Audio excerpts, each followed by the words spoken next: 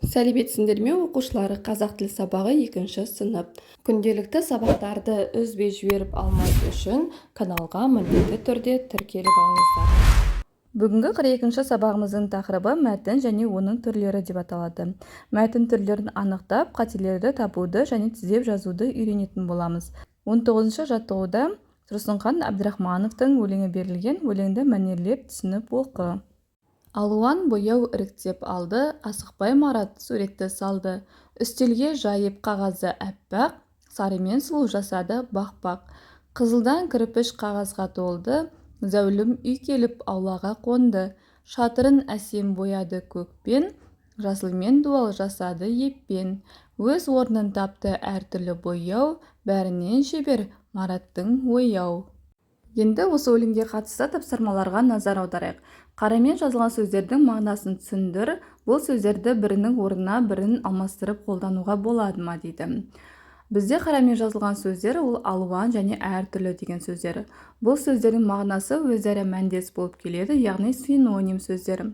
Бұның мағынасы бірдей емес, неше түрлі, бірнеше түрлі деген мағынаны білдіреді.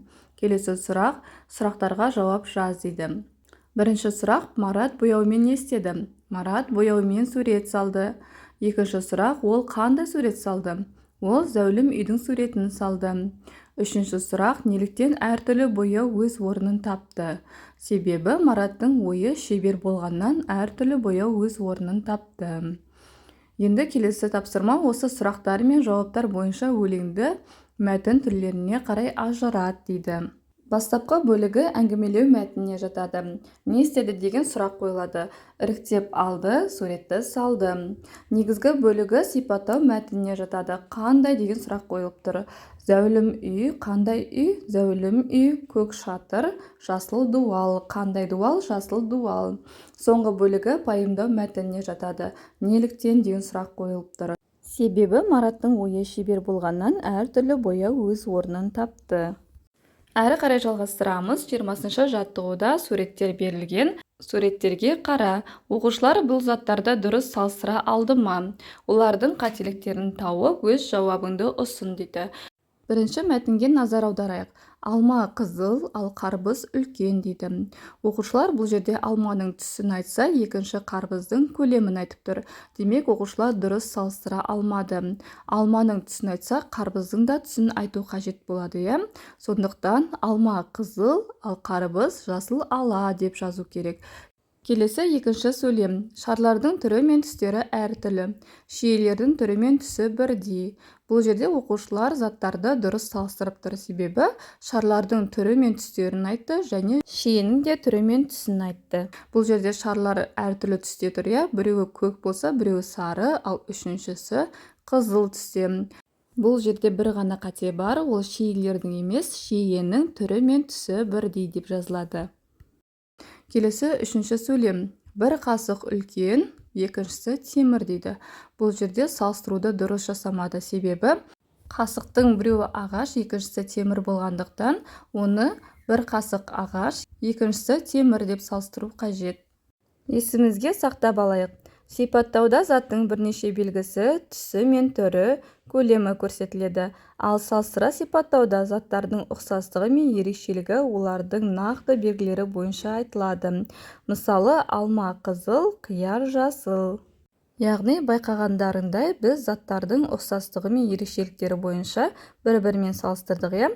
Оның түсін айтатын болсақ, тек қана түсін айтуымыз қажет. Ал көлемін айтатын болсақ, тек қана көлемдері бойынша бір-бірімен салыстыру қажет.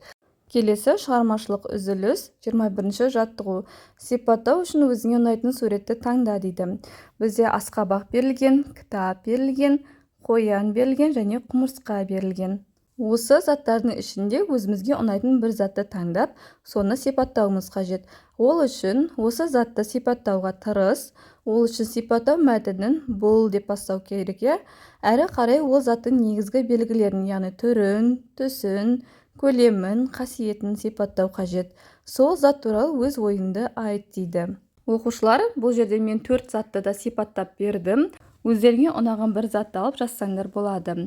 Бірінші асқабақ туралы сипаттауды былай жаздық. Бұл асқабақ.